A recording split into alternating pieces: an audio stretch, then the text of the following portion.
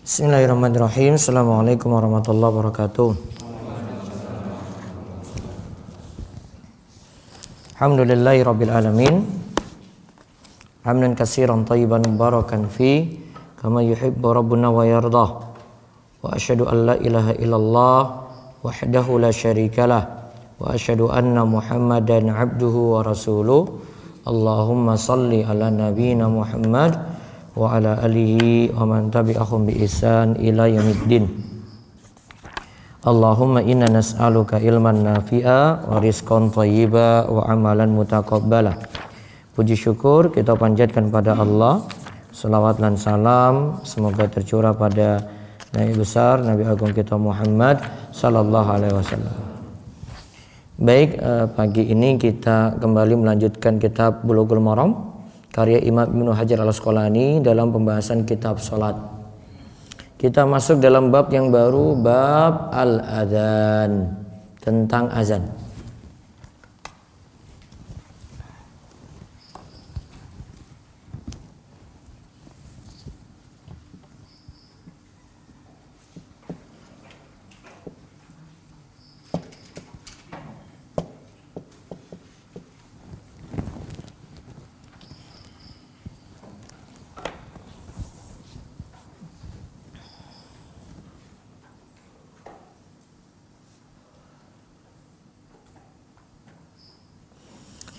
Nah, di sini ada beberapa hadis dalam Bulughul Maram itu yang akan dibahas.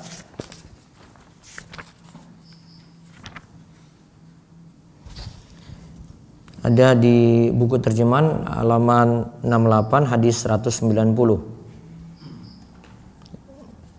An Abdullah bin Zaid bin Abdi Rabbih radhiyallahu anhu qal tafa bi wa ana naimun rajulun faqal taqulu Allahu akbar fa dzakara al-adzana bi tarbi'i takbir bi ghairi tarji' wal iqamata furada illa qad qamatis shalah qal falamma asbahtu ataitu Rasulullah sallallahu alaihi wasallam faqala innaha la ru'ya haqqin al-hadisa akhrajahu Ahmadu wa Abu Dawud wa Sahahu Tirmidzi wa Ibnu Khuzaimah. Dari Abdullah bin Zaid bin Abdur Rabbih berkata, waktu saya tidur saya bermimpi. Ini mimpi loh ini. Ada seorang mengelilingi saya seraya berkata, ucapkanlah Allahu Akbar, Allahu Akbar. Lalu ia mengucapkan azan 4 kali tanpa pengulangan. Nanti yang dimaksud dengan pengulangan wonten bahasan. Dan mengucapkan iqamah sekali kecuali qad qamatis shalah. Ia berkata, ketika telah subuh aku menghadap Rasulullah sallallahu alaihi wasallam lalu beliau bersabda, sesungguhnya ia adalah mimpi yang benar. Itu mimpi yang benar. Al-hadis dikeluarkan oleh Ahmad, Abu Dawud, sahih menurut Imam Tirmidzi dan Ibnu Khuzaimah. Baik, sekarang kita bahas tentang azan dulu. Bisa dibaca? PDF-nya ada? Tentang azan? Iya. Tentang azan. Azan secara bahasa berarti pengumuman. Secara istilah syar'i, azan adalah pengumuman akan masuknya waktu pengerjaan sholat dengan ucapan zikir tertentu. Baik, lihat, azan artinya pengumuman.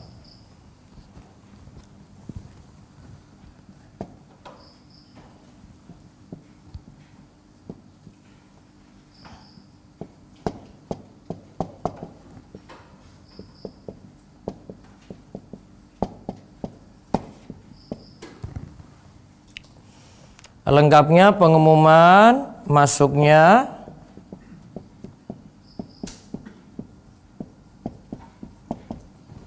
waktu sholat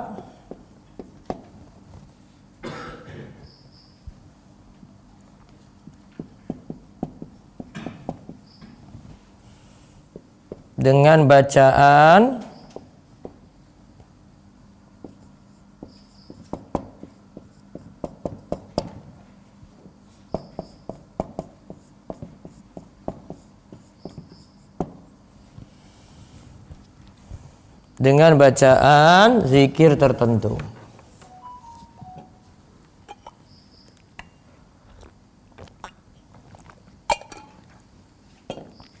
Ini tidak pakai lonceng, tidak pakai trompet, nanti ada bahasannya ya. Namun pakai ucapan zikir. Jadi orang Islam itu nggak pakai alat-alat kayak tadi gitu. Nggak pakai bel gitu besar-besar, tet, sholat gitu, enggak. Tapi pakai ucapan apa? Zikir. Nggak pakai kentongan. Ada lagi yang mirip itu. Emang sudah ada berapa?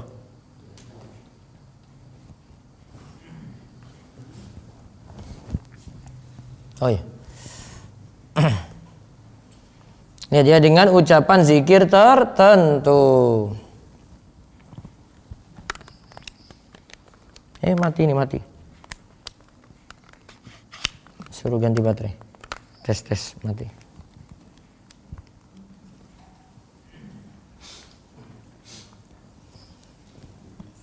Nah, terus azan disyariatkan. Azan disyariatkan di Madinah pada tahun pertama Hijriah. Nah, pada tahun pertama Hijriah. Jadi bukan di Mekah, tetapi ketika sudah di Madinah. Jadi setelah hijrah ya.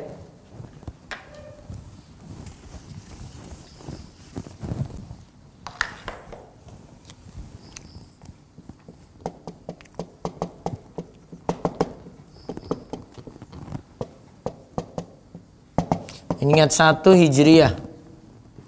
Berarti ba'da hijrah.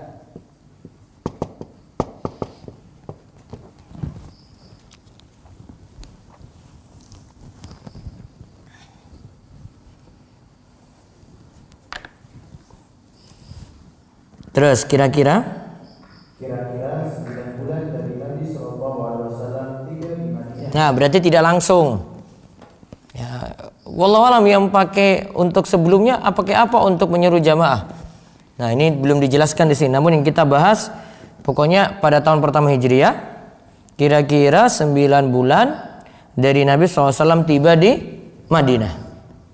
Nah, terus Di antara dalil yang mendukung pendapat ini adalah hadis Ibnu Umar di mana beliau berkata, hadis Ibnu Umar ya, kanal muslimuna hina qadimul madinata yastami'una fayatahayyanuna as-salata laisa yunadalaha fatakallamu yawman fi dhalik faqal ba'dum ittakhidhu naqusa misla naqusin nasara wa qala ba'duhum bal buqan misla qarnil yahudi faqal umaru awala tab'asuna rajulan yunadi bis-shalah faqala Rasulullah SAW ya Bilalu kum fanadi bis-sholati.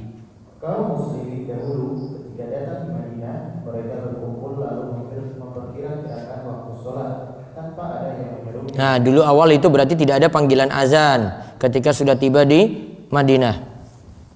Terus Lalu mereka berbincang-bincang pada satu hari tentang hal itu. Sebagian mereka berkata, gunakan saja lonceng seperti lonceng yang digunakan oleh Nasrani. Sebagian mereka menyatakan, gunakan saja trompet seperti trompet yang digunakan kaum Yahudi. Lalu Umar berkata, bukankah lebih baik dengan memandangkan suara untuk memanggil orang sholat? Lalu Rasulullah SAW berkata, wahai Bilal, bangunlah dan kumandangkanlah azan untuk sholat. Taib, lihat.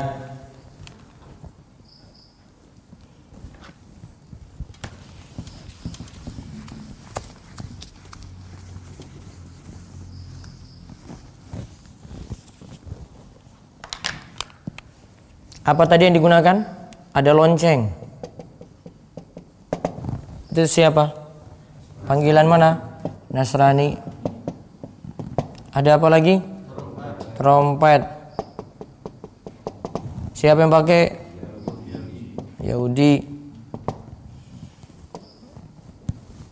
Dua ini tidak boleh karena tasyabbu nanti dengan mereka, mengikuti. Umat Islam jangan pakai ini lagi, jangan pakai ini lagi. Nanti jadinya apa? Tasyabbu, meniru, mengikuti.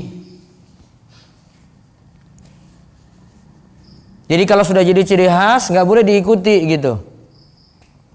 Ini mau menjelang Natal, menjelang tahun baru ini, orang Muslim itu. Nanti tahun barunya pakai lonceng, ada yang pakai trompet. Kafir atau tidak? Ya selama tidak mendukung keyakinan mereka, cuma asal ikut-ikut tidak sampai kafir. Ya, tapi itu perbuatan dosa karena tasyabbu. Nabi SAW katakan, man tasyabbaha biqaumin fahuwa minhum. Siapa yang mengikuti suatu kaum, Yahudi atau Nasrani, maka mereka termasuk golongan tadi. Ya, fahuwa minhum, maka bagian dari mereka tadi. Ngikut aja ini, walaupun nggak tahu kalau itu keyakinannya Yahudi Nasrani. Makanya tadi usulan saking Umar, sudahlah ganti dengan panggilan orang sholat. Apa panggilan orang sholat? Adzan. Ganti saja dengan adzan. Maka solusinya bukan pakai lonceng, bukan pakai trompet, tetapi nanti dipanggil dengan panggilan adzan. Ya, berarti besok kalau ada tahun baru, untuk lihat orang pakai kayak gitu, nah itu diingatkan tuh, apalagi anak sendiri nanti dibelikan itu di pinggir jalan. Loncengnya, trompetnya, apa namanya, petasan, mercon. Enggak usah ikut-ikut. Apalagi lilin. Nah, pakai ulang tahunnya lagi tiup lilinnya, sudah mati dinyalain, tiup lagi gitu. Nah itu ya. Jadi tidak boleh, hikmahnya di sini tidak boleh tasyabbu. Dan ada beberapa syariat itu tidak boleh tasyabbu, menunjukkan tidak boleh tasyabbu, meniru-niru orang kafir. Nabi SAW itu katakan, ya, Nabi katakan itu qasus syawariba wa aful liha, pendekkan kumis dan biarkan jenggot apa adanya.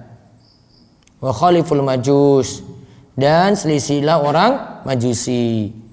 Kalimat ini juga untuk menghindari tasyabbuh. Ya, karena orang Majusi sifatnya kumisnya dipanjangkan, jenggotnya dicukur. Kalau orang Muslim gimana? Pendekkan kumis, biarkan jenggot, bukan panjangkan, biarkan. Kalau panjangkan nanti dia cari penumbuh jenggot. Gak disuruh jenggotnya ditumbuhkan, namun yang ada walaupun satu helai biarkan gitu. Ini contoh, hindari tasyabbuh. Ada lagi Nabi SAW melihat Adi bin Hatim baru masuk Islam pakai salib, ya, pakai salib ketika itu. Nabi SAW katakan itrah hadzal wasan, buang tuh berhala yang ada di lehermu itu, buang itu. Nabi suruh buang tadi, disebut berhala tadi. Karena itu gambar orang di situ, patung kecil, wasan. Maka tidak boleh Adi bin Hatim walaupun dia baru tahu saat itu, dia lepas tadi. Nggak boleh ikuti. Ini hikmahnya apa? Tidak boleh tasyabbuh, tidak boleh niru. Sampai perbuatan maksiat pun jangan sampai tingkatan maksiat, atau nanti orang menuduh kita syirik, kita tidak boleh di situ. Cuma ditakutkan nanti sama. Seperti misalnya Nabi SAW itu larang ada tempat di situ biasanya dipakai untuk penyembelihan selain Allah atau nazar selain Allah. Nah, kita ikut menyembelih atau bernazar di situ. Jadi pernah Nabi SAW ya, ditanya tentang nazar. Nabi tanya dulu, di situ ada tempat orang ini menyembelih pada selain Allah atau perayaan Aid? Tidak ada. Situ ada nazar yang ditunaikan di situ? Tidak ada juga.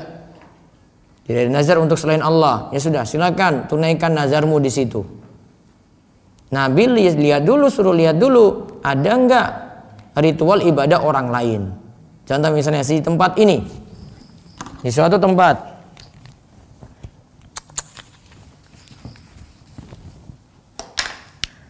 tempat A,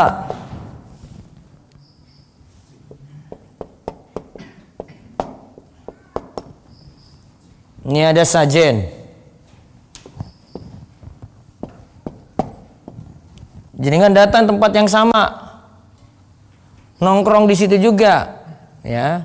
Ada dia buat tumpeng sama juga, tapi ingin makan-makan.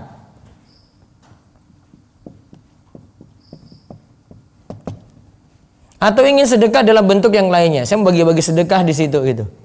Tapi kepada Allah, kalau ini kepada selain Allah, orang akan nilai ini sama. Nggak boleh.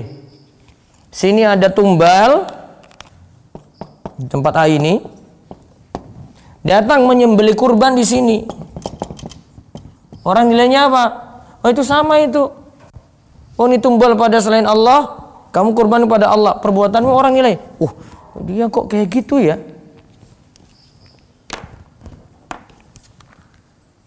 Dinilainya sama. Walaupun niatannya berbeda, karena kan orang nilai dari lahiriah. Iya nah? Makanya kalau ada perempuan cuma sendirian di rumah, suaminya lagi pergi, dia tidak boleh sembarang terima tamu. Kenapa? Orang nanti nuduh. Ya, nuduh sembarangan nanti orang itu. Lihat. Ternyata ada laki-laki lain ya dia terima tamu saat ini ya. Kalau disuruh bawa masuk ke ruang tamu, orang dulu macam-macam. Ya, istrinya cuma harus bersikap gimana? Maaf suami saya nggak ada, nanti tunggu suami saya pulang saja baru datang lagi, gitu. Jangan malah diberi, monggo silakan gitu. Cuma sendirian lagi. Orang kan tudungnya macam-macam karena nanti dianggap sama perbuatannya. Walaupun niatannya nanti berbeda. Karena orang cuma bisa menilai dari lahiriah. Dia tadi pelajaran tentang lonceng dan trompet. Sekali lagi nanti ingatkan jamaah, tidak perlu lagi merayakan apa tadi? Tahun baru dan seterusnya. Yang punya jualan, nggak usah jualan yang alat-alat untuk tahun barunan. Apa yang dijual?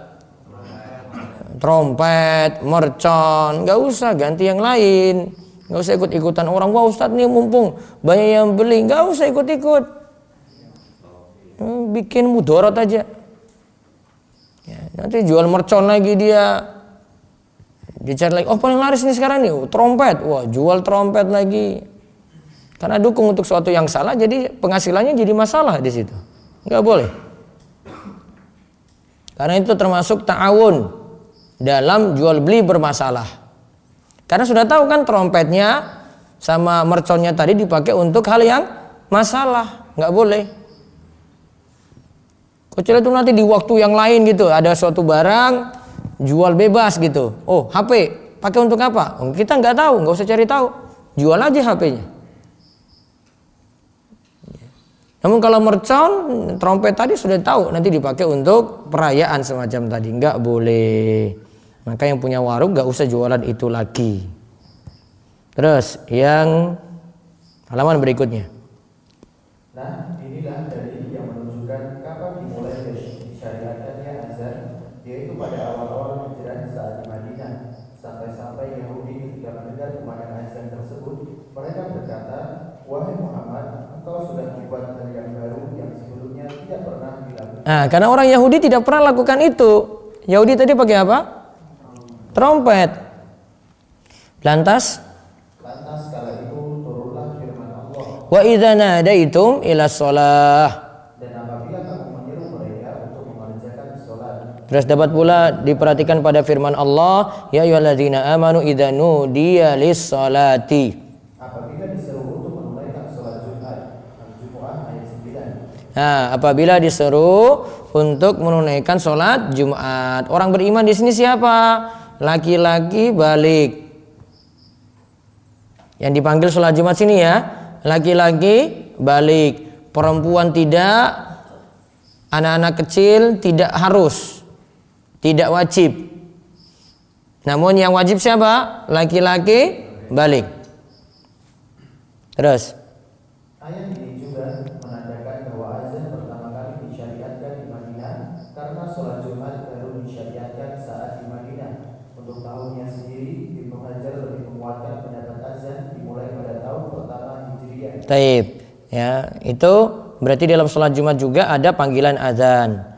Bisa dengan sekali azan, pas khotib naik mimbar, bisa azannya 2 kali. 2 kali berarti ada yang sebelum khotib naik mimbar ada panggilan azan dulu supaya jamaah kumpul. Ini berlaku sejak masanya Utsman karena jamaah sudah semakin banyak. Kemudian ada azan kedua. Ya, azan kedua itu ketika khotib naik mimbar. Nanti akan jenengan ketemu 2 keadaan ini. Walaupun penerapan di masjid sekitar sini cuma 1 kali azan. Ya, walaupun ada yang 2 kali azan, 2 kali azan seperti itu. Terus keutamaan azan. 1. Setan menjauh saat mendengar azan. Nah, setan menjauh saat mendengar azan. Baca. Dari Abu Hurairah radhiyallahu anhu, ia berkata bahwa Nabi sallallahu alaihi wasallam bersabda, Ya, idza nudiya bil adzani adbara syaitan wa lahu duratun hatta la yasma'al adzana. Fa idza qudiyal adzanu aqbala fa idza suwiba bi adbara fa idza qudiyat taswibu aqbala yakhturu bainal mar'i wa nafsihi yaqulu uskur kadza lima lam yakun yazkuru hatta yadhalla rajul yadri kam shalla fa idza lam yadri ahadukum kam shalla falyasjud sajadatain wa huwa jalisun. apabila azan dikumandangkan, maka setan berpaling sambil kentut jika dia tidak mendengar azan tersebut.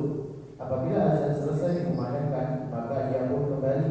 Apabila dikumandangkan iqamah, setan pun berpaling lagi. Apabila iqamah selesai dikumandangkan, setan pun kembali. Dia akan melintas di antara seseorang dan nafsunya.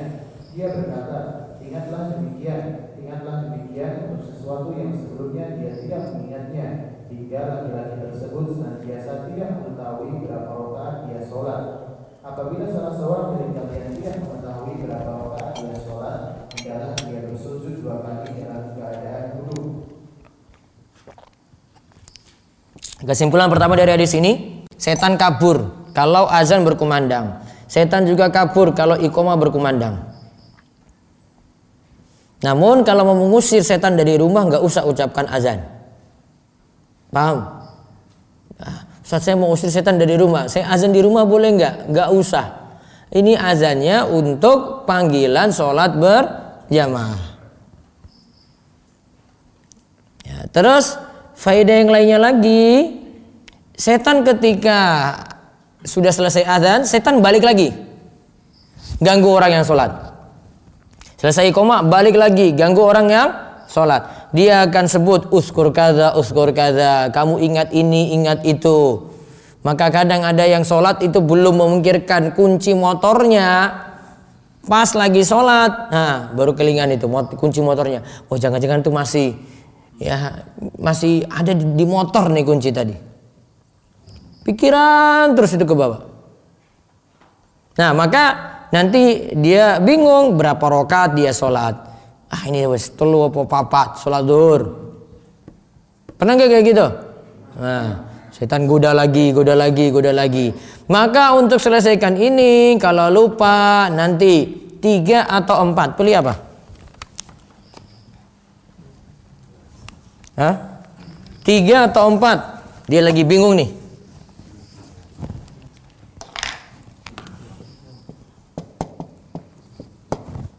Milih mana? Pertama, pilih yang yakin dulu.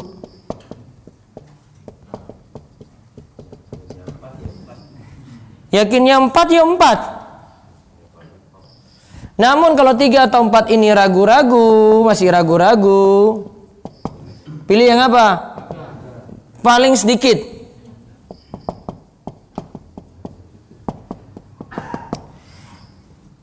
nanti ada sujud sahwi. Pilih yang yakin. Yakinnya papat. Salat zuhur. Berarti sudah tidak perlu tambahan kan? Sudah. Kerjakan sampai tahiyat, sebelum salam sujud sahwi. Bisa juga ba'da salam. Namun kalau ragu-ragu, maka milih 3 atau 4? Paling sedikit berapa? 3. Berarti dia tambah se'arokaat lagi. Nanti juga tetap sujud sahwi.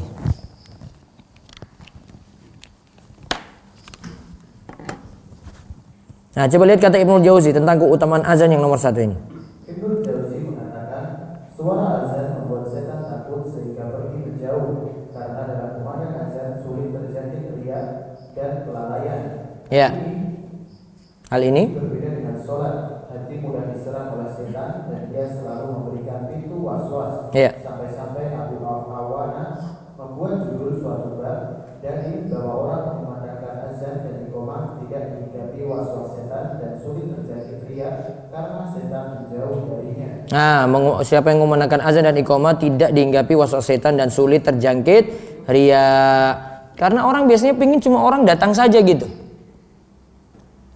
Kalau suaranya bagus ya itu cuma tambahan dia, tapi rata-rata orang yang azan pingin manggil orang. Maka ini nanti jadi dalil juga kalau muazin itu lebih utama daripada imam sholat. Karena dia bawa jamaah banyak. Kalau imam sholat cuma ngimami. Tapi yang bawa jamaah siapa? Muazin itu. Ya.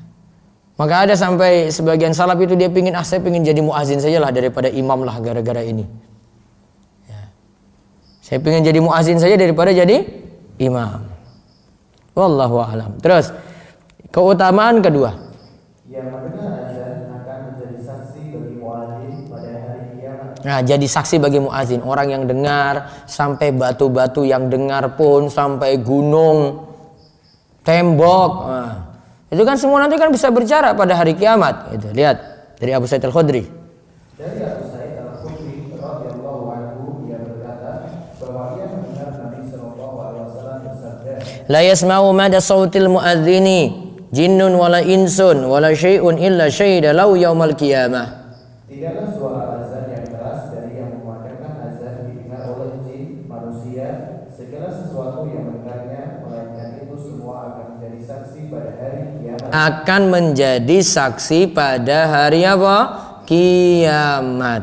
Terus termasuk juga di sini jika yang mendengar adalah hewan dan benda mati, sebagaimana ditegaskan dalam riwayat Ibnu Khuzaimah. Dalam riwayat lain disebut al-mu'adzinu yukfaru lahu mada sautihi wa yashhadu lahu kullu rotbin wa yabisin. muadzin diberi ampunan dari suara kerasnya saat azan serta segala yang basah maupun yang kering akan menjadi saksi baginya pada hari kiamat. Ya, muazin diberi ampunan. Ingat, muazinnya diberi ampunan dari suara kerasnya. Kan suaranya lantang, keras. Ini berarti jadi dalil muazin itu suaranya lantang, suaranya keras. Saat azan serta segala yang basah maupun yang kering akan menjadi saksi baginya pada hari kiamat. Ada lanjutannya situ termasuk juga. Termasuk juga yang mendengarnya adalah malaikat karena sama-sama tidak terlihat seperti jin. Nah, maka jin nanti dengar, malaikat juga dengar, maka dia akan mendapatkan ampunan lantaran itu. Itu keutamaan muazin yang kedua. Sekarang yang ketiga. Kalau tahu keutamaan azan pasti akan jadi rebutan. Nah, kalau tahu keutamaan azan pasti akan jadi rebutan. Dari Abu Hurairah radhiyallahu anhu, Nabi sallallahu alaihi wasallam bersabda, "Lau ya'lamun nas ma fin nida was-saffil awwali, tsumma lam yajidu illa ayastahimu alai lastahamu." Seandainya setiap orang tahu keutamaan azan dan shaf pertama, kemudian mereka ingin memperebutkannya, tentu mereka akan memperebutkannya dengan berunding. Nah, seandainya setiap orang tahu keutamaan azan dan shaf pertama, kemudian mereka ingin memperebutkannya, tentu mereka akan memperebutkannya dengan berundi. Ya. Tahu keutamaan apa di sini? Apa dua hal tadi? Satu keutamaan azan dan yang kedua shaf pertama. Kalau mau gambarkan itu, coba kalau untuk azan itu dibayarin terus satu kali azan 50.000. Dapat sop pertama 50, dapat sop kedua turun 40, dapat sop ketiga turun 30, dapat sop keempat 20, dapat sop terakhir 10. Nah, coba itu rebutan nggak nanti itu? Rebutan kalau itu semua diuangkan. Namun ini diuangkan enggak, cuma dijanjikan pahala di akhirat nanti. Dan pahala itu pasti nanti akan diberi. Coba lihat perkataan Imam Nawawi. Imam Nawawi rahimahullah berkata, yang dimaksud hadis adalah seandainya mereka mengetahui keutamaan azan, keagungan dan balasannya yang besar, kemudian waktu azan sudah sempit atau masjid hanyalah satu, pastilah mereka saling berebut untuk azan dengan cara mengundi. Nah, dengan cara mengundi. Keutamaan yang lainnya lagi yang keempat. Keadaan muadzin yang istimewa pada hari kiamat. Nah, keadaan muadzin yang istimewa pada hari kiamat. Lehernya itu panjang. Apa maksudnya? Lihat dari hadis dari Muawiyah bin Abi Sufyan radhiyallahu anhu, Rasulullah sallallahu alaihi wasallam bersabda, al muadzinuna atwalun nasi a'naqan yaumal qiyamah. Baca. Seorang muadzin memiliki leher yang panjang di antara manusia pada hari kiamat. Seorang muadzin memiliki leher yang panjang di antara manusia pada hari kiamat. Hadis riwayat Muslim. Terus. Ada yang mengatakan bahwa maknanya adalah orang yang paling banyak menampakkan rahmat Allah. Ada juga ulama yang menafsirkan bahwa yang dimaksud adalah orang yang paling terlihat dan yang mendapatkan pahala. Ya, terus. Yang kelima. Muadzin diampuni oleh Allah dan dimasukkan dalam surga kelak. Muadzin diampuni oleh Allah dan dimasukkan ke dalam surga kelak. Ya, dari Uqbah bin Amir, ia berkata bahwa ia mendengar Rasulullah sallallahu alaihi wasallam bersabda, "Ya'jubu rabbukum min ra'i ghanamin fi ra'si syatiyatin bi jabalin yu'adzinu bis salati wa yusalli fayaqulu Allahu 'azza wa jalla unzuru ila 'abdi hadza yu'adzinu wa yuqimu salata yakhafu minni faqad ghafartu li 'abdi wa adkhaltuhul jannah." Baca. Kalian begitu takjub terhadap si pengembala api di atas puncak gunung yang memandangkan azan untuk sholat dan ia menegakkan sholat. Allah pun berfirman, perhatikanlah hambaku ini, ia berazan dan menegakkan sholat karena takut kepadamu. Karenanya aku telah mengampuni dosa hambaku ini dan aku masukkan dia ke dalam surga. Baik. Terus tadi berarti muazin diampuni oleh Allah dan dimasukkan ke dalam surga kelak. Terakhir, muazin lebih utama daripada imam yang tadi saya sebut. Baca. Aisyah radhiyallahu anha berkata, aku pernah mendengar Rasulullah sallallahu alaihi wasallam bersabda, Al-imamu dhaminun wal muadzinu mu'tamanun fa arsyadallahu al-immah wa 'afa 'anil muadzinina. imam adalah penjamin, sedangkan muadzin adalah orang yang diamanahi. Semoga Allah memberikan petunjuk pada para imam dan mengampuni para muadzin. Nah, imam itu penjamin, sedangkan muazin itu yang diamanahi.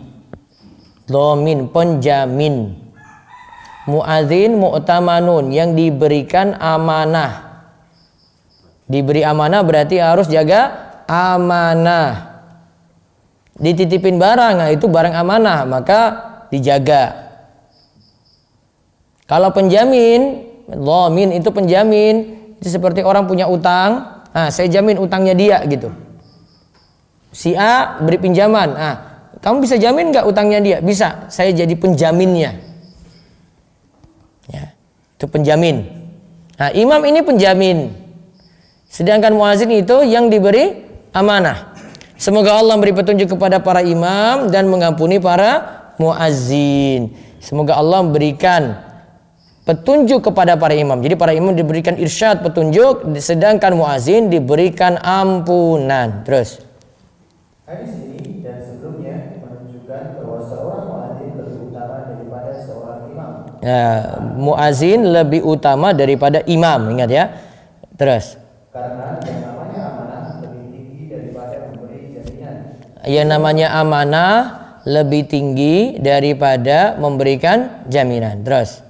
Juga maghfirah atau ampunan lebih utama daripada irsyad atau petunjuk. Nah, dapat maghfirah, ampunan lebih utama daripada irsyad, petunjuk. Terus. Yang menjadi pendapat dalam mazhab Syafi'i, muadzin lebih utama daripada imam berdasarkan pertimbangan dalil-dalil yang ada. Sampai-sampai Umar bin Khattab yang mesti jadi imam sholat, tentu aku akan mengumandangkan azan. Nah, dulu khalifah itu jadi imam sholat, sekaligus jadi imam sholat. Berarti kan tidak pernah kumandangkan azan, ya. Maka Umar itu sampai punya cita-cita, ya, seandainya aku bukanlah khalifah, dia punya angan-angan, seandainya aku bukanlah khalifah, tentu aku akan mengumandangkan azan. Itu yang seperti saya sebut tadi. Terus dalam Al-Mufhim, Imam Al-Qurtubi menyatakan bahwa dalam azan itu diumumkan 3 hal. 1. Masuknya waktu sholat. 2. Mengajak sholat berjamaah dan berkumpul pada suatu tempat. 3. Menampakkan syiar-syiar Islam. Taib. Sekarang hukum azan dan iqamah. Yang paling tepat, hukum azan dan iqamah adalah fardu kifayah pada yang mukim dan musafir. Jika sebagian sudah melakukannya, maka yang lain gugur kewajibannya. Nah, lihat catatannya ya. Fardu kifayah pada yang mukim dan musafir.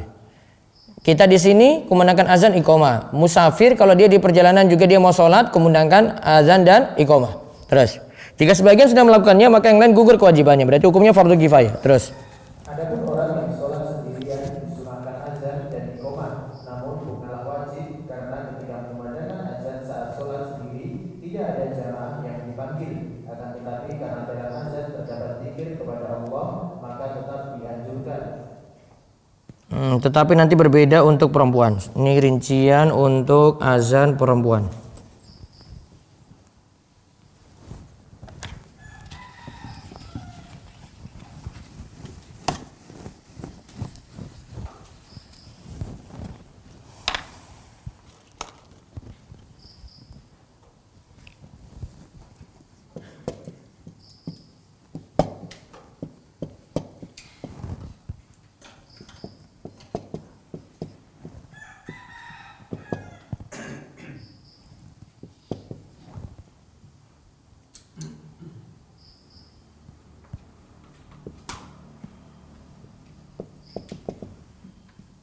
Untuk azan tidak boleh, karena suaranya lebih keras, keluar gitu kan, banyak orang yang dipanggil. Kalau iqamah masih bisa sendiri, iqamah masih boleh.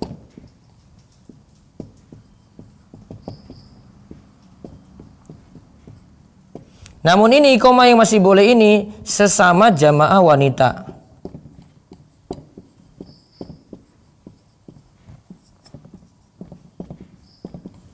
Itu aja. Sesama jamaah wanita, tidak ada laki-laki. Nah, adapun tentang cara azan, insya Allah akan dikaji selanjutnya. Demikian, mudah-mudahan jadi ilmu yang bermanfaat. Baik, silakan jika ada pertanyaan.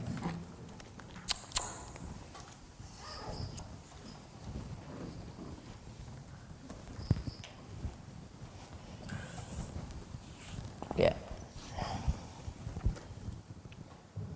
Assalamualaikum warahmatullahi wabarakatuh. Waalaikumsalam warahmatullahi wabarakatuh. Apabila dia seorang muadzin, ada yang dikumandangkan apa? Tapi ketika dia bangun tidur, dia sudah mendapati waktu azan.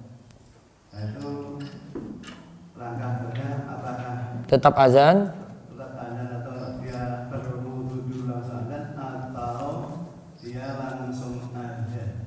Langsung azan saja, karena lebih penting. Nanti setelah itu baru wudhu tidak masalah, karena nanti kalau pakai wudhu nanti dia pakai kamar mandi lagi lebih lama. Orang lebih butuh azannya itu cepat tepat waktu. Ya, makasih. Assalamualaikum warahmatullahi wabarakatuh. Waalaikumsalam warahmatullahi wabarakatuh. Ada lagi di sini? Pak Mo. Makasih waktunya diberikan kami yang saya tanyakan mengenai itu bagaimana, dan yang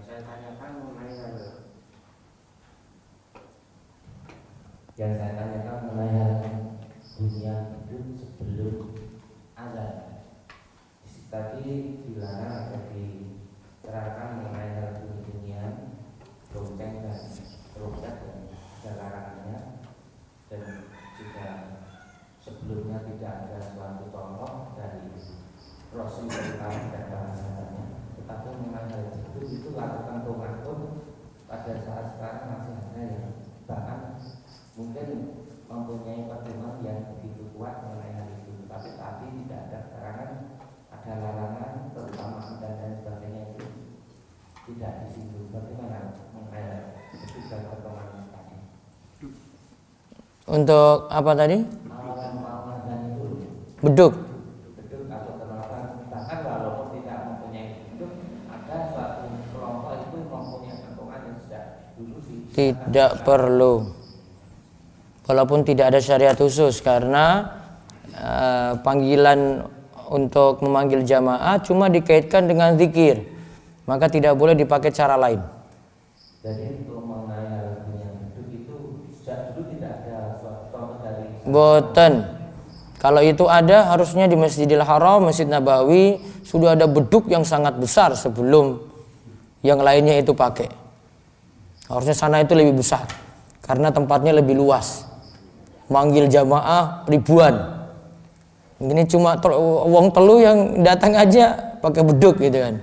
Harusnya sana lebih besar lagi beduknya. Namun nggak ada dalam sejarah Mekah Madinah itu ada beduk seperti tadi. Oke. Namun kalau ada yang pakai ya dibiarkan saja. Jadi banyak protes soalnya. Kalau di Jogja mungkin jarang, tapi kalau di luar Jogja sering ditemukan. Ini biasanya azannya itu sebelum dimulai beduk dulu, tung, tung, tung. Nah, baru kemudian azan. Wallahu a'lam. Baik, ada lagi. Apa? Minimal tamyiz bisa azan. Anak kecil walaupun belum balik tapi bisa azan, boleh azan. Walaupun belum balik loh, belum SMP lah kalau jenengan bilang. Nah, itu masih boleh azan. Ada lagi?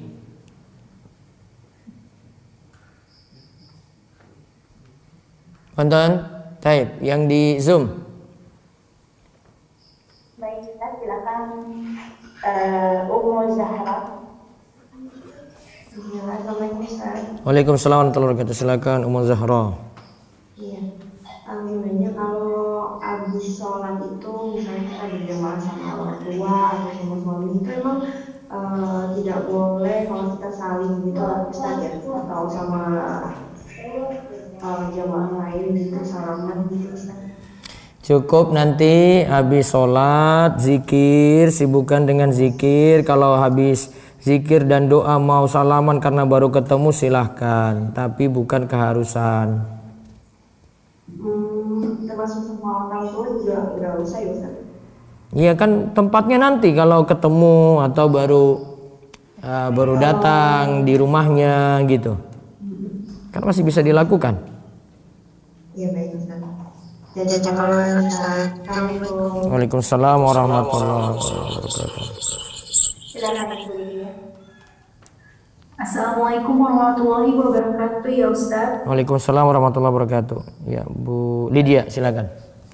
Saya mau bertanya, kita tadi barusan disampaikan kalau kita dilarang untuk meniru kaum lain seperti baru. Kalau misalnya berjualan dalam rangka diskon tahun baru boleh nggak jualan makanan tapi harga diskon tahun?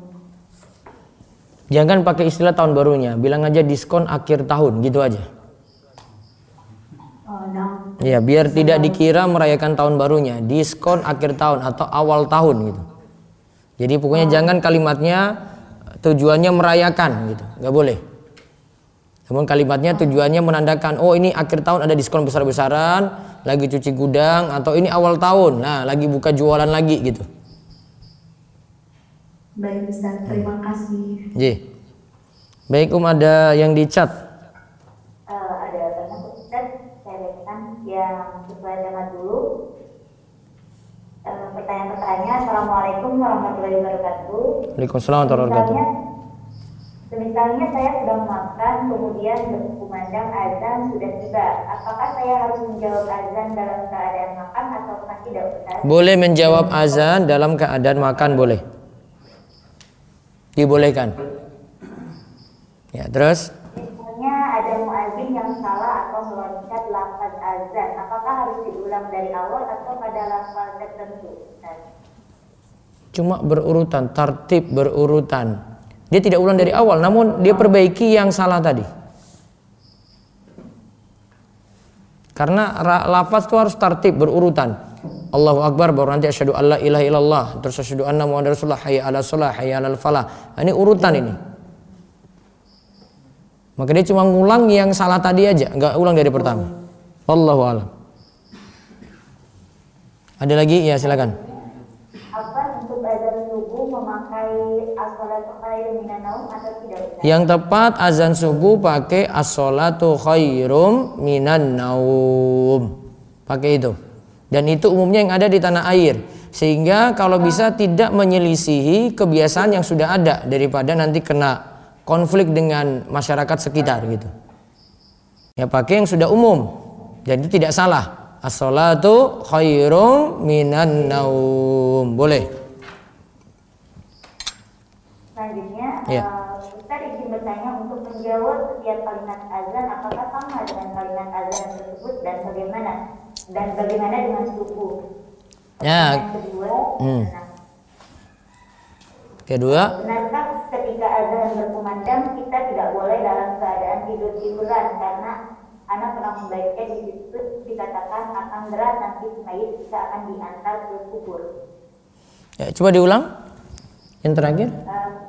Yang terakhir, benarkah ketika azan berkumandang kita tidak boleh dalam keadaan tidur-tiduran karena anak pernah membaca di situ dikatakan akan berat nanti si mayit ketika akan diantar ke kubur. Tidak, masih dibolehkan. Bisa dia jawab azan sambil tidur-tiduran gak masalah. Karena keadaan orang beda-beda gitu. Terus? Tadi yang pertama untuk menjawab setiap kalimat azan apakah sama dengan kalimat azan tersebut dan bagaimana dengan subuh? Sama, kecuali lafaz hayya 'alas shalah, hayya 'alal falah. Yang subuh tadi as-shalatu khairum minan naum, dijawab juga as-shalatu khairum minan naum. Gitu. Nah, ada penanya langsung dulu, Ustaz, silakan Ibu Arya. Silakan.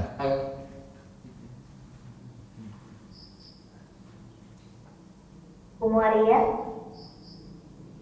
Oh, tidak jadi, Ustaz. Saya bacakan dari chat lagi, Ustaz. Iya, silakan. Saya selanjutnya, Assalamualaikum, Ustaz. Waalaikumsalam. Bertanya, apakah membaca ta'awudz sebelum surat? Apakah sebelum sholat kita membaca ta'awudz dulu sebelum surat Al-Fatihah? Iya, disunahkan baca ta'awudz sebelum baca surat Al-Fatihah. Sunnah. Dan sebagian ulama katakan baca ta'awudznya tiap rakaat sebelum memulai baca Al-Fatihah. Ya, terus. Bagaimana jika saya meminjam atau menggunakan fasilitas dari saudara saya yang tahu dengan jelas pekerjaannya adalah pegawai bank dan tidak ada sumber penghasilan yang lain? Saya sering dibantu dan diberi uang. Apakah tidak mengapa saya menggunakan pemberian tersebut? Jazakallahu khairan. Kalau dia ngaku begini, uang ini uang riba gitu. Kamu pakai silakan. Uang ini uang curian, kamu pakai silakan. Berarti sudah jelas uang haram. Namun kalau dia tidak jelasin kayak begitu, asalnya masih boleh dipakai. Masih bercampur antara halal dan haram. Terus. Muayyad, sudah siap? Mau bertanya Muayyad? Silakan. Ya, Assalamualaikum. Bismillah. Waalaikumsalam.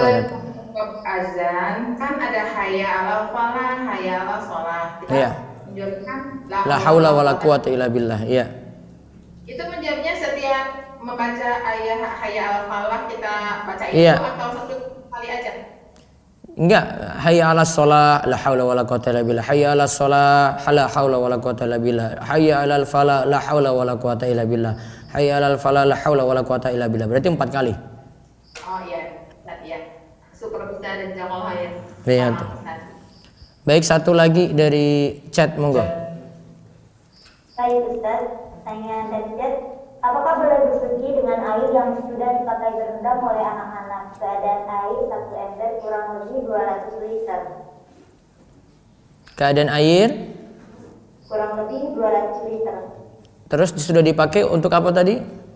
Berendam anak-anak. Sudah dipakai untuk berendam anak-anak. Nah, dilihat dulu keadaan air. Keadaan air ini berubah ataukah tidak? Namun kalau yang aman tidak pakai air itu. Ya, yang aman tidak pakai air itu lagi. Karena biasanya sudah dominan berubah. Namun kalau murni masih ada mutlak, air mutlak, maka gunakan air mutlak yang masih bersih. Satu lagi terakhir. Bismillah, izin bertanya Ustaz, apakah mimpi binatang buas selalu diartikan dengan hal yang buruk? Beberapa hari kemudian memang ada datang orang yang mendekati saya, namun saya tidak respon karena takut Ustaz.